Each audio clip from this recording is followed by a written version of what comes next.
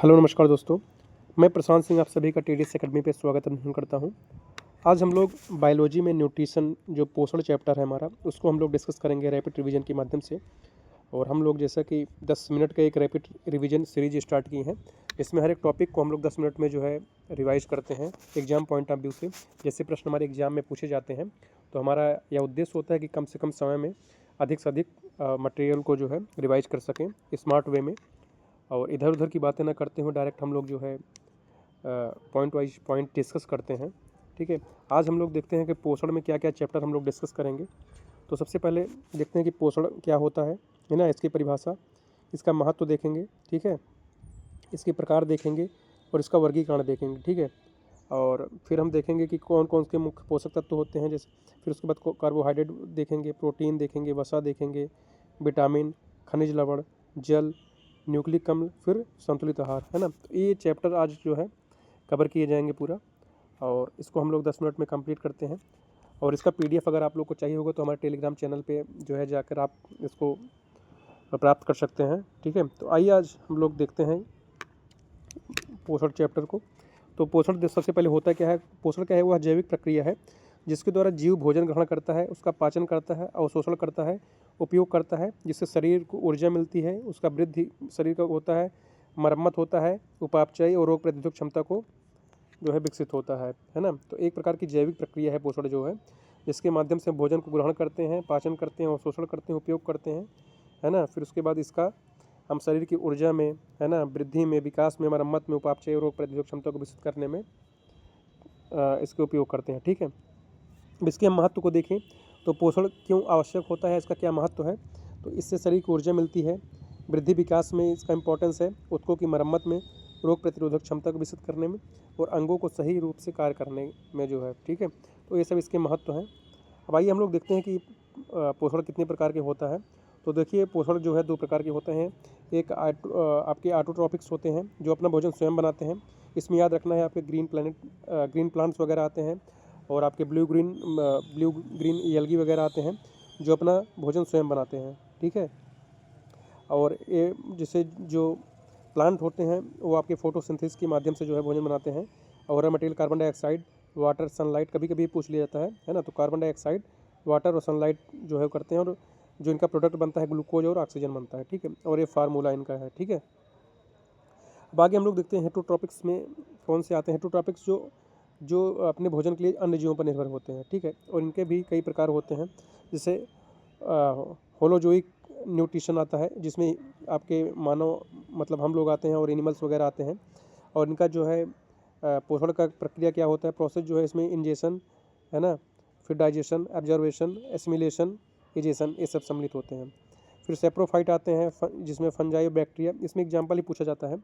ठीक है, और जो डेड और डिकेइंग मैटर से जो है भोजन प्राप्त करते हैं। फिर सेप्रोफाइट हो गए, फिर पैरासाइटिक आते हैं, इसमें टेप वार्म वगैरह आते हैं जो अपने अन्य जीवों को होस्ट बनाते हैं और उनको हार्म भी पहुंचाते हैं, वहीं से अपना भोजन प्राप्त करते हैं। ठीक है, अब आइए हम लोग देखते हैं पोषक तत्वों का वर्गीकरण, जो मुख्य पोषक तत्व में कौन कौन से आते हैं। तो मुख्य पोषक तत्व में आपके कार्बोहाइड्रेट, प्रोटीन, वसा, और फिर उसके बाद सूक्ष्म पोषक तत्व में आपके विटामिन आ गए, खनिज लवण आ गए। ठीक है, और अन्य पोषक तत्वों में आपके जल और न्यूक्लिक अम्ल आ गए। अब इसको हम लोग विस्तार से आगे देखते हैं। ठीक है, तो हमें याद रखना है कि जो मैक्रो न्यूट्रिएंट्स होते हैं कार्बोहाइड्रेट, प्रोटीन, वसा होते हैं, और माइक्रो न्यूट्रिएंट्स क्या होते हैं, विटामिन, खनिज लवण, और जो अन्य पोषक तत्व जो आवश्यक होते हैं हमारे शरीर के लिए, जल और न्यूक्लिक अम्ल। ठीक है, तो सबसे पहले हम लोग कार्बोहाइड्रेट के विषय में देखते हैं। तो कार्बोहाइड्रेट क्या होता है, यह कार्बन, हाइड्रोजन, ऑक्सीजन से बने होते हैं जो हमारे शरीर को ऊर्जा प्रदान करते हैं। ठीक है, और इसके कई प्रकार होते हैं, जैसे मोनोसैकेराइड, डाइसैकेराइड, पॉलीसैकेराइड, है ना। मोनोसैकेराइड में आपके ग्लूकोज, फ्रक्टोज आते हैं, डाइसैकेराइड में सुक्रोज और लैक्टोज आते हैं, और पॉलीसैकेराइड में स्टार्च, ग्लाइकोजन और सेल्यूलोज वगैरह आते हैं। ठीक है, तो ये जो है आपकी एग्जांपल भी पूछ लेते हैं, है ना, कि ग्लूकोज, फ्रक्टोज मोनोसैकेराइड है, डाइसैकेराइड है। ठीक है, तो याद रखना है कि ग्लूकोज और फ्रक्टोज आपका मोनोसैकेराइड है। ठीक है, और sucrose, lactose disaccharide, starch, glycogen और सेलुलोज जो है आपके पॉलीसैकेराइड है। अब आइए इसका कार्य क्या होता है कार्बोहाइड्रेट का। यह शरीर की कुल ऊर्जा का लगभग 60 से 70% प्रदान करता है। मस्तिष्क और तंत्रिका तंत्र का मुख्य ईंधन है। ठीक है, और प्रोटीन को ऊर्जा के रूप में उपयोग होने से बचाता है। ठीक है, तो कार्बोहाइड्रेट के कार्य हो गए हमारे। अब इसका स्रोत क्या होता है कार्बोहाइड्रेट का? अनाज होता है, आलू, फल, शक्कर, शहद होते हैं। और इसकी कमी से क्या प्रभाव होता है कि थकान, कमजोरी, कीटोसिस, है ना। तो कार्बोहाइड्रेट की कमी से जो है थकान, कमजोरी वगैरह ये सब लगते हैं। और इसके सोर्स हम लोगों ने देख लिया कार्बोहाइड्रेट क्या होते हैं, कार्बोहाइड्रेट के कार्य क्या होता है, इसके प्रकार देख लिए हम लोगों ने। अब आइए हम लोग प्रोटीन की बात करते हैं। तो प्रोटीन क्या होता है? अमीनो अम्लों से बने जैविक यौगिक हैं जो हमारे शरीर के निर्माण में और मरम्मत में सहायक होते हैं। ठीक है, और अमीनो अम्लों के प्रकार देखें तो कुछ आवश्यक अम्ल होते हैं जो भोजन से प्राप्त होते हैं, कुछ अनावश्यक जो अमीनो अम्ल होते हैं जो शरीर में स्वयं निर्मित होते हैं। ठीक है, तो और इसका कार्य क्या होता है प्रोटीन का? तो मांसपेशियों के निर्माण में, एंजाइम, हार्मोन, एंटीबॉडी का निर्माण में, रोग प्रतिरोधक क्षमता को बढ़ाने में। ठीक है, तो ये जो है हमारे प्रोटीन का कार्य होता है। और इसके सोर्स क्या होते हैं प्रोटीन के? तो दाल, सोयाबीन, दूध, अंडा, मछली। ठीक है, और इसकी कमी से जो रोग होता है वह क्वासेलुकर होता है और मरस्मस होता है। ठीक है, तो ये पूछा भी जाता है कि प्रोटीन की कमी से होने वाले कौन सा रोग है, तो ये याद रखना हमें। ठीक है, तो प्रोटीन की कमी से होने वाला रोग क्या है? क्वासेलुकर है और मरस्मस है। ठीक है, और इसकी सोर्स पूछता है, कार्य क्या होता है। ठीक है, अब आगे हम लोग देखते हैं कि वसा।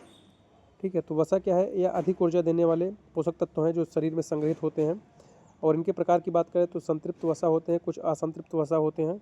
ठीक है, और इनका कार्य क्या होता है कि 1 ग्राम वसा से 9 कैलोरी ऊर्जा प्राप्त होता है। शरीर को ठंड से बचाने का कार्य करते हैं, आंतरिक अंगों की सुरक्षा करने के काम करते हैं। ठीक है, वसा। और इनका सोर्स क्या है? तेल है, घी है, मक्खन है, मूंगफली है। ठीक है, और अब देखते हैं इनकी अधिकता से क्या हानि होती है। तो अगर वसा अधिक हो जाता है तो मोटापा, हृदय रोग की समस्याएं बढ़ जाती हैं। ठीक है, तो ये अधिकता से होने वाला जो है हानि है। ठीक है, और सोर्स इनका तेल, घी, मक्खन, मूंगफली ये सब है। ठीक है, अब आगे हम लोग देखते हैं कि विटामिन के विषय में। ठीक है, तो विटामिन क्या है कि विटामिन ऐसे कार्बनिक सूक्ष्म पोषक तत्व हैं जो शरीर में बहुत कम मात्रा में आवश्यक होते हैं, लेकिन शरीर की सामान्य वृद्धि और उपापचय, रोग प्रतिरोधक क्षमता, स्वास्थ्य के लिए अनिवार्य है। ठीक है, विटामिन ऊर्जा नहीं देते हैं, याद रखना है, परंतु ऊर्जा उत्पन्न करने वाली प्रक्रियाओं को नियंत्रित करते हैं। ठीक है, तो याद रखना है कि ऊर्जा नहीं देते हैं लेकिन ऊर्जा उत्पन्न करने वाली प्रक्रियाओं को नियंत्रित करते हैं। ठीक है, इसकी विशेषताएं क्या होती हैं कि यह शरीर में पर्याप्त मात्रा में निर्मित नहीं होते हैं, भोजन के माध्यम से प्राप्त होते हैं, एंजाइमों की क्रिया में सहायक होते हैं, है ना, एंजाइम जो क्रिया होती है, और उनकी कमी से विशिष्ट प्रकार के रोग होते हैं। ठीक है, अब इनका वर्गीकरण देखते हैं तो कुछ वसा में घुलनशील होते हैं, कुछ जो है जल में। तो वसा में जो जो फैट सल्यूबल विटामिन होते हैं जैसे ए, डी, ई, के, है ना, तो इनको याद कर सकते हैं KEDA, है ना, कीड़ा कीड़ा याद कर सकते हैं कि ये वसा में घुलनशील होते हैं। ठीक है, और ये शरीर में संग्रहित हो सकते हैं। ठीक है, और फिर उसके बाद जल में घुलनशील जो है आपके बी और सी, है ना, विटामिन बी और विटामिन सी, है ना, तो इन्हें याद कर लेना है, विटामिन सी। ठीक है, BC, ये शरीर में संग्रहित नहीं होते हैं, इसलिए नियमित सेवन इनका आवश्यक होता है। ठीक है, तो इनके लिए जो है नियमित सेवन की आवश्यकता होती है, शरीर में संग्रहित नहीं होते हैं। और जबकि जो आपके वसा में घुलनशील होते हैं शरीर में संग्रहित हो सकते हैं। ठीक है, तो ये हो गए वसा में और जो है जल में घुलनशील। ठीक है, अब हम लोग देखते हैं कि वसा में जो घुलनशील विटामिन होते हैं, तो विटामिन ए, इनका जो रासायनिक नाम है रेटिनॉल है। इनका कार्य होता है दृष्टि शक्ति बनाए रखना, त्वचा और स्लेमिक झिल्ली की रक्षा करना, रोग प्रतिरोधक क्षमता को बढ़ाना। और इनका जो सोर्स होता है गाजर, पालक, दूध, मक्खन और मछली का तेल होता है। तो उनकी कमी से होने वाला जो रोग है तो नाइट ब्लाइंडनेस होता है और आँखों का सूखापन होता है। अब विटामिन डी को हम लोग देखते हैं, इसका रासायनिक नाम कैल्सीफेरॉल होता है। और इसका कार्य होता है कैल्शियम व फास्फोरस का अवशोषण, हड्डियों और दांतों का विकास। ठीक है, और इसका जो सोर्स होता है सूर्य का प्रकाश, दूध, अंडा, मछली। और इसकी कमी से होने वाले रोग रिकेटस होते हैं जो बच्चों में, और ऑस्टियोमलेशिया जो है आपके वयस्कों में होते हैं। ठीक, और विटामिन ई, इसका रासायनिक नाम टोकोफेरॉल होता है। इसका कार्य होता है प्रजनन क्षमता बनाए रखना, कोशिकाओं की सुरक्षा करना। और इसका जो सोर्स होता है वनस्पति का तेल, गेहूँ का अंकुर और मेवा होता है। और इसकी कमी से जो प्रभाव होता है मांसपेशियाँ कमज़ोर हो जाता है, बांझपन जो है हो जाता है। ठीक है, और विटामिन के को हम लोग देखते हैं तो इसको जो है इसकी कमी से इसका काम क्या होता है, रक्त का थक्का जमाना, ठीक है। और इसका सोर्स होता है हरी पत्तेदार सब्जियां और फूल गोभी, और इसकी कमी से जो है अत्यधिक रक्त का स्राव होता है। आगे हम लोग देखते हैं कि जल में जो घुलनशील विटामिन है, विटामिन बी समूह है ना, इनको विटामिन बी कम्प्लेक्स कहते हैं। तो विटामिन बी का जो है रासायनिक नाम थायमिन है। इसका कार्य होता है तंत्रिका तंत्र जो है सुरक्षित करना, इसकी कमी से बेरी बेरी रोग होती है। विटामिन बी 2 का जो है रासायनिक नाम राइबोफ्लेविन या त्वचा, आँख और चिलाइटिस जो है इसकी कमी से होने वाला रोग है ना। और विटामिन बी 3 का रासायनिक नाम नाइसिन है, और इसकी कमी से पेलाग्रा होता है। विटामिन बी 6 इसकी कमी से एनीमिया होता है इस है ना। और विटामिन बी 12 ये आरबीसी के निर्माण में सहायक होता है, ठीक है। और इसकी कमी से जो है मेगालोब्लास्टिक एनीमिया होता है, ठीक है। इसका स्रोत क्या होता है, तो साबुत अनाज, दालें, दूध, अंडा, मांस, है ना। तो ये सब जो है इसके सोर्स हैं।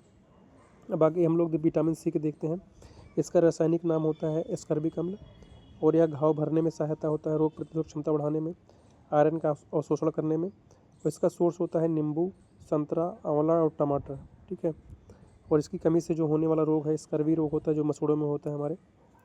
और अब हम लोग देखते हैं विटामिन कमी के सामान्य कारण क्या होते हैं, तो असंतुलित आहार, गरीबी, पाचन संबंधी रोग और अधिक पकाया हुआ भोजन, ठीक है। तो ये सब जो है विटामिन की कमी के सामान्य कारण होते हैं, जो विटामिन कमी हो जाती है। अब देखते हैं कि इसकी अधिकता से क्या होता है, तो केवल वसा में घुलनशील विटामिन की अधिकता हानिकारक होता है। विटामिन ए और डी की अधिकता से विषाक्त प्रभाव होते हैं, ठीक है। इनका महत्व हम देखते हैं विटामिन का, तो यह स्वस्थ वृद्धि और विकास में सहायक होते हैं, रोगों से सुरक्षा करने में, आँख, हड्डी, त्वचा, रक्त और स्वास्थ्य सुधार में इनका सहायक होता है। और निष्कर्ष के तौर पर देखते हैं कि विटामिन जो है शरीर की सुचारू रूप से कार्य करने में अनिवार्य है। संतुलित आहार से भी आवश्यक विटामिन पर्याप्त मात्रा में प्राप्त किए जा सकते हैं, ठीक। अब हम लोग देखते हैं खनिज लवण के विषय में और उनसे जो संबंधित जो बीमारियां होती हैं। तो कैल्शियम जो है आपके हड्डियों के निर्माण में काम करता है, आयरन जो है हीमोग्लोबिन, आयोडीन आपका थायराइड, ठीक है। सोडियम पोटेशियम आपके जो है तंत्रिका संचार के जो है सहायक होता है। और इसकी कमी से होने वाले रोग अनीमिया है, घेंघा रोग है, मांसपेशियाँ व कमजोर का होना है, ठीक है। ये खनिज लवण का जो है इंपॉर्टेंस हमारे शरीर के लिए। अब जल की हम लोग बात करते हैं, इसका महत्व क्या है। यह शरीर का जो है 60 से 70% भाग जो है होता है, सभी जैविक रासायनिक क्रियाओं का माध्यम होता है। इसका कार्य होता है तापमान नियंत्रित करना, पाचन और उत्सर्जन को बनाए रखना, रक्त का परिसंचरण तंत्र को जो है संचालित करना, ठीक है। अब न्यूक्लिक अम्ल हम लोग देखते हैं, तो न्यूक्लिक अम्ल का काम क्या होता है, डीएनए आरएनए से बने यौगिक हैं जो आनुवंशिक सूचनाओं को जो है वहन करते हैं। और डीएनए का काम है कि आनुवंशिक लक्षण, और आरएनए जो है प्रोटीन संश्लेषण में काम करता है, ठीक है। इसका कार्य होता है कोशिका विभाजन, ठीक है, डीएनए आरएनए का, है ना, जो ये न्यूक्लिक अम्ल होते हैं। और वंशानुक्रम को जो है आगे बढ़ाना, प्रोटीन निर्माण में नियंत्रण रखना, ठीक है। अब हम लोग संतुलित आहार देखते हैं, तो संतुलित आहार क्या होता है कि जिसमें सभी पोषक तत्व उचित मात्रा, अनुपात और गुणवत्ता में होते हैं, ठीक है। तो संतुलित आहार जो है क्या होता है कि जिसमें सभी पोषक तत्व उचित मात्रा, अनुपात और गुणवत्ता में होते हैं, ठीक है। तो निष्कर्ष के तौर पे हम देख सकते हैं कि पोषण मानव जीवन की आधार है, और सभी पोषक तत्व मिलकर शरीर को स्वस्थ, सक्रिय और रोग मुक्त बनाए रखते हैं, ठीक है। तो इस तरह हम लोगों ने पूरा जो है आज पोषण के चैप्टर को कंप्लीट किया। तो इस तरह पढ़ने पढ़ाने का तौर तरीका हमारा बेहतर लग रहा हो तो आप लोग लाइक शेयर सब्सक्राइब करें। बहुत बहुत धन्यवाद आप सभी का।